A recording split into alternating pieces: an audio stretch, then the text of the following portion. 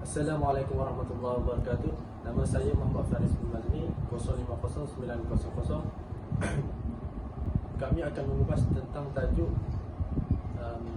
pengertian dan manhaj, pengertian dan bahayanya kejahilan serta manhaj untuk menangani kejahilan dalam kalangan umat Islam.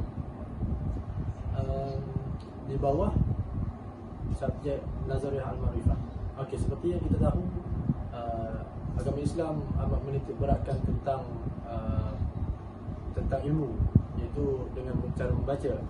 Kerana tanpa ilmu, seseorang itu akan menjadi jahil, dan jahil merupakan satu perkara yang kecil lah.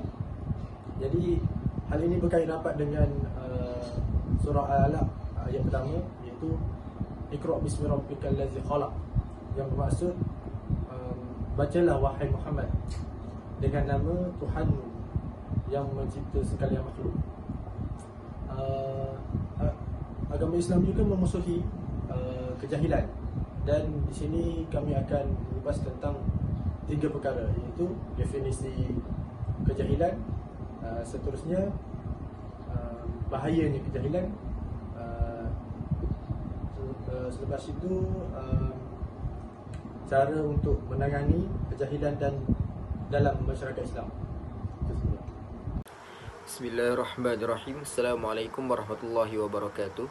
Nama saya Nur Iman bin Abdul Ghani, 051220. Baik, saya akan menerangkan tentang beberapa definisi berkenaan kalimat jahil.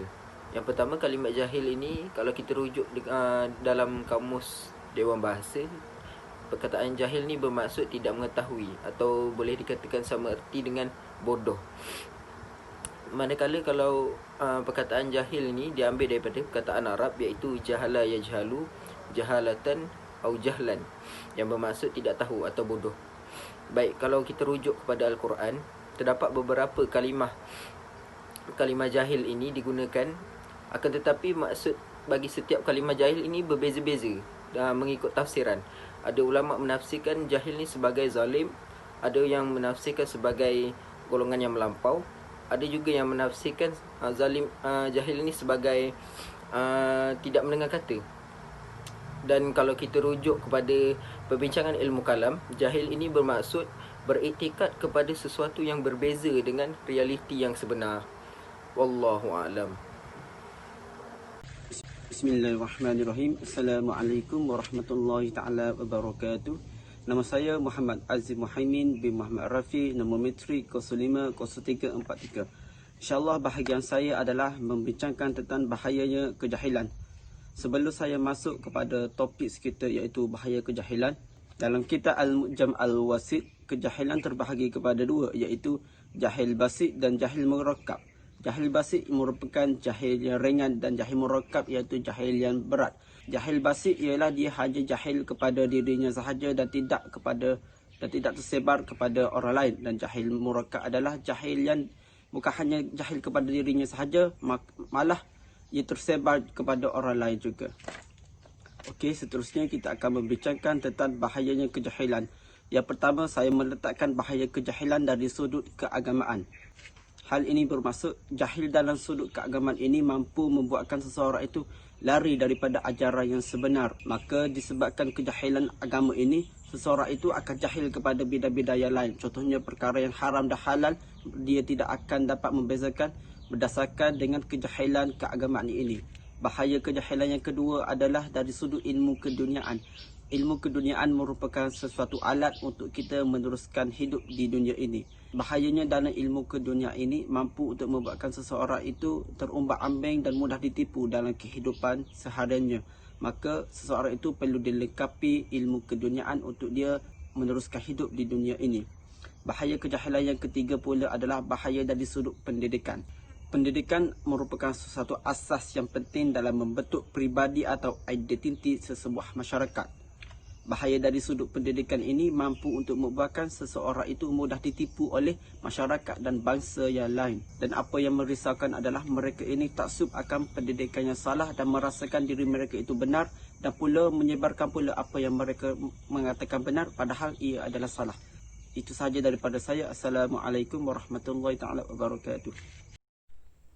Seterusnya ialah bahaya kejahilan dari segi ekonomi. Bahaya kejahilan dari segi ekonomi ini saya dapat bahagikan kepada dua contoh. Yang pertamanya ialah kerajaan, yang keduanya ialah individu. Bagi kerajaan, sesebuah kerajaan itu mungkin akan membuat sesuatu keputusan yang akan merugikan negara dan rakyat mereka. Seterusnya ialah kepada individu. Bagi individu, seseorang individu itu mungkin akan mudah ditipu dan dieksploitasi oleh pihak lain yang ingin mengambil keuntungan daripada kelemahan mereka. Yang keduanya ialah ibu bapa. Kejahilan ibu bapa dalam mendidik anak-anak mereka akan menyebabkan anak-anak mereka ini kurang didikan, yang berkemungkinan akan menyebabkan tumbuhnya gejala sosial dalam kalangan anak muda. Ini bukan sahaja menjadi penyakit, malah akan menjadi virus yang membarah dalam masyarakat kita. Wallahu a'lam. Bismillahirrahmanirrahim. Assalamualaikum warahmatullahi wabarakatuh. InsyaAllah pada hari ini saya akan membentangkan tajuk manhaj menangani kejahilan melalui ilmu. Baiklah, seperti yang kita ketahui, ilmu boleh mengangkat kejahilan, ilmu boleh membantras kejahilan. Baiklah, saya akan terangkan ilmu ini terbahagi kepada dua.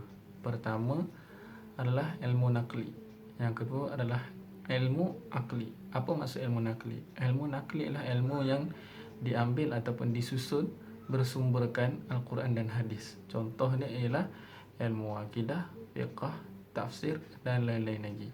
Manakala bagi ilmu akli pula, ilmu yang disusun ataupun ilmu yang dicerap melalui akal kita. Antara contohnya ialah ilmu sains, ilmu fizik, kimia, biologi, geografi dan lain-lain lagi. Baiklah, kesimpulan dia, ilmu ini sangat penting sama ada nak menguruskan ataupun nak mencari kejayaan di dunia ataupun di akhirat. Yang keduanya, tiada tamadun yang didirikan di dunia ini tanpa ilmu. Maknanya setiap tamadun didirikan berdasarkan ilmu. Tak kisahlah tamadun yang dulu ataupun kemajuan teknologi pada masa kini, mesti berdasarkan ilmu. Kalau tak ada ilmu, tak akan dapat didirikan. Sekian sahaja daripada saya. Terima kasih. Assalamualaikum warahmatullahi wabarakatuh. Baik, bismillahirrahmanirrahim. Nama saya Muhammad Ridwan bin Khalid, nombor metrik 051767. Saya akan meneruskan pembentangan mengenai manhaj menangani kejahilan dalam masyarakat Islam. Baik, secara asasnya seseorang Muslim, mereka hendaklah menggunakan panca indera mereka seperti mata, telinga dan juga hati bagi menepis sifat kejahilan dalam diri. Sekiranya mereka menggunakannya dengan baik, maka kejahilan akan dapat dibendung dalam diri seseorang. Firman Allah Subhanahu Wa Taala dalam surah Al-Isra ayat 36, dan janganlah engkau mengikut apa yang engkau tidak mempunyai pengetahuan mengenainya. Sesungguhnya pendengaran, penglihatan serta hati, semua anggota-anggota itu tetap akan ditanya tentang apa yang dilakukannya. Jadi firman Allah Subhanahu Wa Taala ini jelas menunjukkan bahawa mata, hati dan telinga ini Allah Subhanahu Wa Taala akan pertanggungjawabkan, dan manusia perlu menggunakannya dalam mendidik diri ke arah menjadi insan yang berilmu dan menjauhi daripada kejahilan. Kemudian keperluan institusi pendidikan adalah tidak dapat disangkal lagi.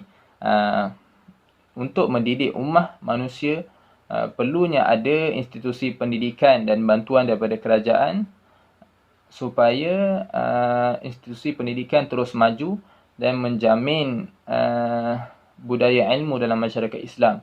Dan keperluan kepada ulama' ilmuwan adalah sangat tinggi supaya kelangsungan masalah-masalah yang berlaku dapat diselesaikan demi maslahat umat. Wallahu a'lam.